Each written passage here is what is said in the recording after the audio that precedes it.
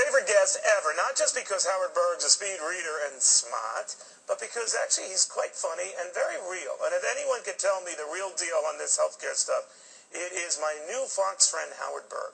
This man is capable of reading 30,000 words a minute. Now, just for comparison, the average person reads 200 words a minute.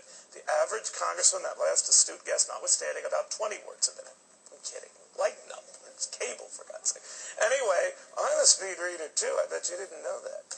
Did I ever tell you that I can read really fast? 29,500 words a minute. Well, give or take, 10,000 or so. So Howard slightly edges me. All right, Howard, Bill Reader Extraordinaire. How does this thing stack up compared to that 1,500-page monster you read out of the Senate last week? There's some significant changes, and some of the things I mentioned in the other show was there's a lot more information focusing on the abortion issue. The other bill basically when you say the abortion issue, like coverage for those having abortions or what? Right. In the other bill, it said that medical procedures for federally approved abortions was in there. In this one, there was about 12, 15, maybe more pages explaining under what conditions it wouldn't be allowed and what the exceptions were and why they would be. So there was a lot more thought given to it. I thought that was interesting. As I mentioned earlier, it's a lot like a Russian nesting doll. The bill is not as big as it is.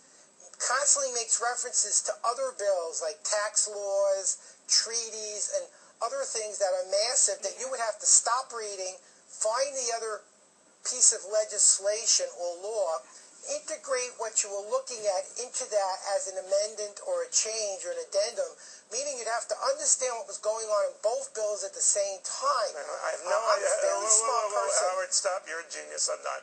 But apparently what you're saying is this thing potentially is thicker and bigger than the 2,000 pages you were looking at when all is said and done, right?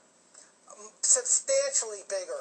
I don't see how an average person without a background in law and tax law and in treaties could take that information, place it in another document, which they'd also have to understand, and then integrate all that information and have a outcome that made any sense to anyone. So Howard, why are you looking at me? Why are you looking at me when you say I don't see how an average person, and you just said, me. Well, I let that go. All right, so Howard, one thing that people don't know about you is you are a speed reader. I mean it when I say you're in the Guinness Book of Records as the world's fastest reader. You are. People who don't know you in the speed reading community, I kid people that I am a speed reader, but nothing like you. And you are our God. You are a Yodas. You are what I call the Sultan of Sentences. And it's true. It's true. And a lot of people didn't believe me when I had you on last week that, A, you were actually reading the bill. They thought that you were reading a bunch of blank sheets of paper. I wouldn't do that to folks. You were actually reading a bill with words on it, a copy of the very bill I have here on my desk. So you read the whole thing. And you said something interesting in the 4 o'clock hour on Fox News Channel with me, that there's a lot of data and detail to this that, like you just said now, the novice would have to weigh very heavily. There's not this type of expertise on Capitol Hill. Maybe some of the congressmen have it, but certainly not all 435 of them. So what do you make of the likelihood of their, A, reading this like you did, and then if either they do, understanding it? I would say unless they have an attorney present when they're reading who can explain some of the legal issues and some of the other things that are integrated into this. By the way, you said there was a lot of legalese in it, right? There's a lot of legalese in this, right?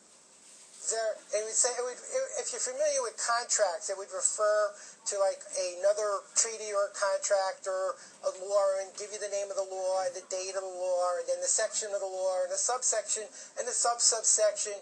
And so you'd have to be able to take that piece, move it into the other piece, understand what the impact was of this new piece on the old piece, and continue going on. And this is happening over and over and over again. So unless somebody was a legal expert and knew tax law and treaties and was able to do all this at a very rapid pace, I could see where it would be very confusing to really understand it. on the higher level that you might need before you could pass it. So I would be concerned about that. All right, a couple of very quick questions then to ask you. When we had you on earlier and we were showing, I don't know, Joanna or Tali, if we have a video of when he was reading this bill earlier. You were going through, but not nearly as quickly as you seemed to with the Senate bill last week. Now, a lot of people watch you wondering, your hand's going over the pages, there's no way in heck that you're reading it. How do you get it down so fast, and do numbers and charts or data slow you down? That's a very good question. There's 4 kinds of reading. And to explain it clearly, the 2 kinds that we're looking at are inspectional reading and analytical reading. Inspectional reading is when you get the big picture, the main points. Analytical reading is when you pick up details. To put it in a simple context, if you told someone that a person with a clogged artery could have a catheter inserted and a balloon could expand the artery, that's inspectional understanding.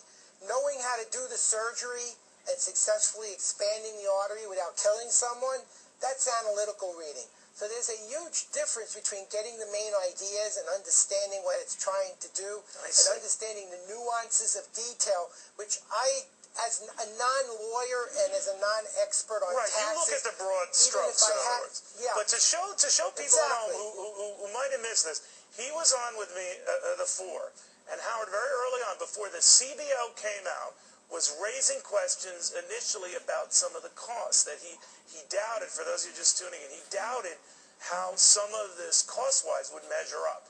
Lo and behold, about 40 minutes or so after we spoke with Howard as he was going through this, the CBO comes out and that says the costs are more like $1 trillion than the $900 billion, whatever it was, Howard, $894 billion.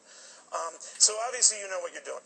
All right, so compared to the Senate version, and now we have the House version, they got to reconcile these differences. What do you think is the biggest difference between the two, the biggest problem they're going to have to reconcile?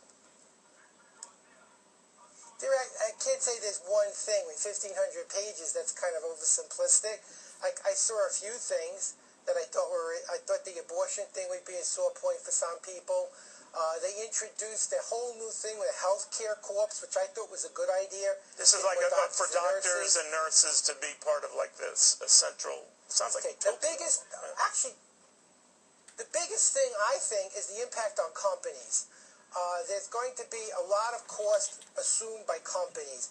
The other bill had the small companies needing to do this when at $400,000. Payrolls of $400,000 and up would affect. This one, I believe, is $500,000. So that was a significant change from the other bill. I still believe that a lot of companies are going to look at the increased costs, and they may consider laying people off and lowering their payroll to go below the $500,000 mark, so they don't have to deal with this, because it's an administrative nightmare. I mean, the amount of paperwork that you're going to have to do, it may be a reason for people to consider downsizing or maybe splitting into more than one company to not have to deal with it. I would imagine some business people would look at it that way. By the way, these are some of the warnings you had about the Senate bill, and that, but the very issues that came up at the press a couple of days later. So, Howard, you're the real McCoy. You were a real friend, staying through 2 shows with me to talk about this. Much appreciated, and we do worship you, by the way. I don't know how you do it, but we speed readers, I don't know if I told you I'm a speed reader. I didn't. Anyway, we admire you greatly and appreciate the time you took. Howard, thank you very much. Appreciate it. Great Halloween, okay? Thank you for having me. All right. You too. Thanks again.